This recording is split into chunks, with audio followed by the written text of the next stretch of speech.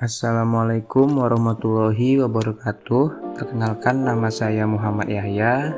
Saya adalah salah satu mahasiswa kampus Universitas Riau, program studi Pendidikan Masyarakat.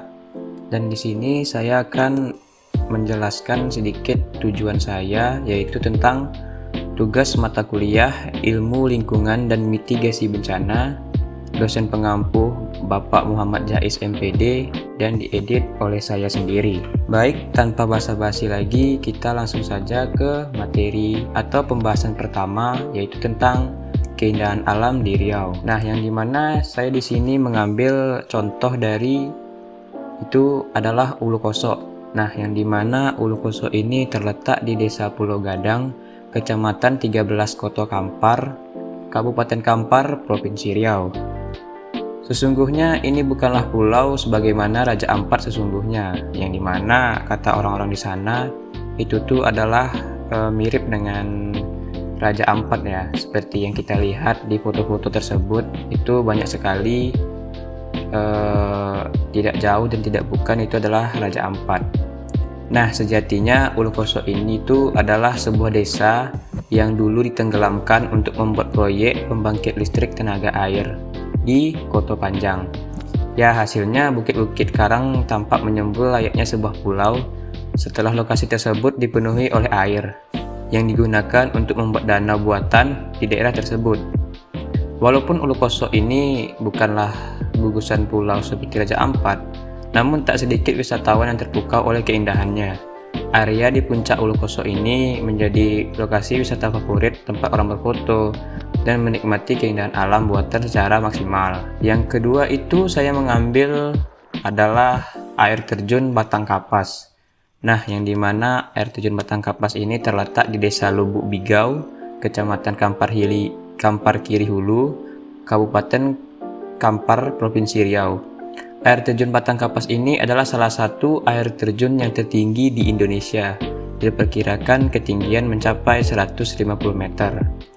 Selain melihat air terjun, mata pengunjung akan disuguhi oleh pemandangan yang indah dari sebuah perbukitan. Seakan-akan berada negeri di atas awan dan momen-momen yang selalu ditunggu ketika pagi hari. Untuk mengunjungi air terjun Batang Kapas ini, kita bisa menggunakan mobil atau motor. Dan dari mana? Kalau dari Pekanbaru itu menuju desa Liperkain dengan waktu tempuh sekurang-kurangnya itu 2 jam. Selanjutnya akan dilanjutkan menuju jalan desa Lubuk Bigau dan juga berjalan kaki sekitar 15 menitan. Dan selanjutnya saya mengambil Sungai Gulamo, yang dimana Sungai Gulamo ini terletak di kawasan PLTA Koto Panjang, tepatnya masuk wilayah desa Tanjung Alai, Kecamatan 13 Koto Kampar, Kabupaten Kampar, Provinsi Riau. Berada di arah barat kota Pekanbaru, jaraknya sekitar 95 km dengan waktu tempuh sekitar 2,5 jam hingga sampai 3 jam. Berkendara berkunjung kemari, kamu bisa sekaligus berkunjung berbagai wisata yang seperti saya sebutkan tadi. Yang dimana perlu kita ketahui bahwa Gulamo masuk sebagai salah satu nominasi dalam daftar surga tersembunyi yang dianugerahi oleh Pesona Indonesia tahun 2019 kemarin. Nah, Sungai Gulamo ini terkenal sebagai Grand Canyonnya versi Riau. Sungai ini memiliki air yang sangat jernih dan tebing-tebing tinggi yang di sekelilingnya. Tinggi tebing tersebut bisa mencapai 10 hingga 15 meter. Sungai ini juga dilingkupi oleh pohon-pohon besar dan rindang. Terus saya mengambil keindahan alam selanjutnya, yaitu Teluk Rupat. Teluk Rupat ini terletak di Kecamatan Rupat Utara, Kabupaten Bengkalis, Provinsi Riau. Batas wilayah Teluk Rupat sebelah utara adalah Selat Malaka, sebelah selatan adalah Titiakar, sebelah timur itu adalah Tanjung Punak, dan sebelah barat itu adalah Tanjung Medang. Nah, dimana sejarahnya dulu Teluk Rupat ini adalah dimana tempat itu selalu orang lalu lalang di lautnya. Akan tetapi orang-orang tersebut sukar mau menyebut daerah tersebut. Nah, sehingga para pedagang dan penduduk setempat kesulitan mengingat dan menyebut nama wilayah ini. Sehingga lewatlah para nelayan dan pelaut yang berasal dari negeri Malaysia yang ingin singgah, akan tetapi kesulitan untuk menyebut nama tempat wilayah tersebut. Lalu terlihatlah di depan mereka sebuah taluk, yaitu lekukan pasir yang ditumbuhi oleh pohon ru yang banyak. Maka anak buah kapal berkata pada kaptennya, "Kapten, coba tengok yang di depan itu, ada teluk."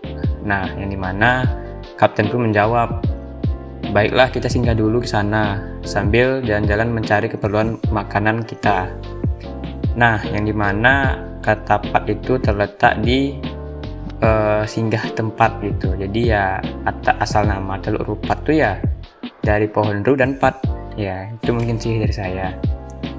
Dan selanjutnya kita akan masuk ke rusakan alam yang pernah ada di Riau. Di sini saya cuma mengambil 2 contoh, yang dimana kerusakan alam ini adalah yang terlalu besar bagi impact-nya bagi negara kita, yaitu pertama saya ambil contoh kabut asap. Nah, kabut asap ini terjadi pada tahun 2014 silam, menjadi salah satu insiden yang memprihatinkan akibat kabut asap karena pembakaran hutan dan lahan pada saat itu. Sekolah diliburkan, bandara ditutup, puluhan warga pun terserang penyakit pernapasan. Kepala Pusat Data Informasi dan Humas Badan Nasional Penanggulangan Bencana menyatakan pernah terpantau dari satelit ada 46 titik dari satelit MODIS, ada 137 titik di Riau. Nah, yang dimana titik-titik tersebut itu adalah titik-titik tempat terbakarnya hutan. Sebanyak 49.591 jiwa pada saat itu menderita penyakit akibat kabut asap, seperti ispa, pneumonia, asma, iritasi mata, dan kulit. Dan selanjutnya kita mengambil contoh yaitu banjir. Nah, yang dimana kota Pekanbaru ini sering terjadi banjir ketika hujan turun. Disebabkan karena ketinggian kota Pekanbaru yang berkisar antara 5-50 meter di atas permukaan laut, sebagian besar berada di hamparan yang relatif datar, cukup sulit untuk mengalirkan air ke air permukaan, sehingga jika terjadi curah hujan yang cukup tinggi berpotensi untuk menimbulkan banjir, seperti yang terjadi pada tahun-tahun sebelumnya. Terutama daerah yang rawan banjir itu seperti jalan-jalan protokol yang contoh kayak Sudirman. Sepanjang jalan Sudirman itu pasti sering terjadi banjir gitu. Ada dua penyebab utama terjadi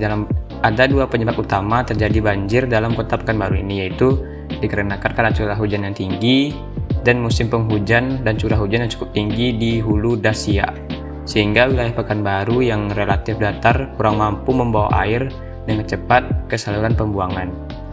Mungkin hanya cukup sekian yang dapat saya sampaikan. Apabila ada kesalahan kata dari saya atau kesalahan informasi dari saya minta maaf karena presentasi atau video slideshow ini begitu kurang lengkap karena saya sendiri hanya mendapatkan informasinya di internet. Sekian dari saya, terima kasih.